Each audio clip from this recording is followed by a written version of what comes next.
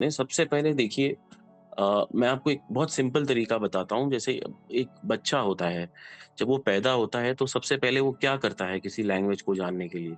वो बोल तो सकता नहीं है, ना वो पढ़ सकता है, ना लिख सकता है। तो वो क्या करता जी, है? वो सुनता है वो साउंड्स, है ना? कोई बात जी, करता है जी। तो मम्मा, पापा जब हम बोलते हैं तो वो बोलता है। ऐसे ही कोई लैंग्वेज का भी यही साइंस है। पहले आपको सुनना पड़ेगा लैंग्वेज को, कैसे बोली जा रही है, जो वहाँ के नेटिव स्पीकर्स या उनके जो ओरिजिनल भाषी हैं।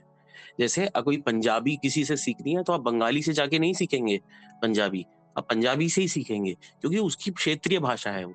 ऐसी अंग्रेज़ी जिनकी मातृभाषा है या जहाँ की नेटिव लैंग्वेज है, आप पहले उनको सुनें, वो कैसे बात कर रहे हैं।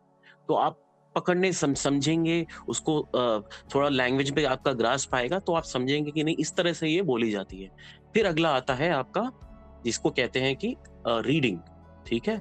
तो आप कई लोग क्या करते हैं सुन के शुरू कर देते हैं बोलना, लेकिन बोलने के लिए भी आपको वोकैब्युलरी चाहिए, आपको आपको सही सेंटेंसेस बनाना आना चाहिए। जी। फिर आपको कैसा स्ट्रक्चर होना चाहिए सेंटेंसेस का, आइडियाज़ चाहिए, वो कहाँ से आएँगे जब तक आप नहीं पढ़ेंगे।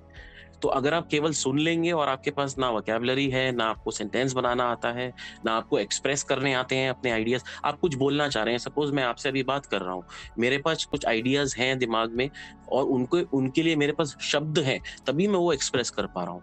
लेकिन मेरे पास ना अगर सेंटेंस और वर्ड्स का अभाव होगा, तो आप कैसे मैं एक्सप्रेस करूँगा और आप कैसे समझेंगे?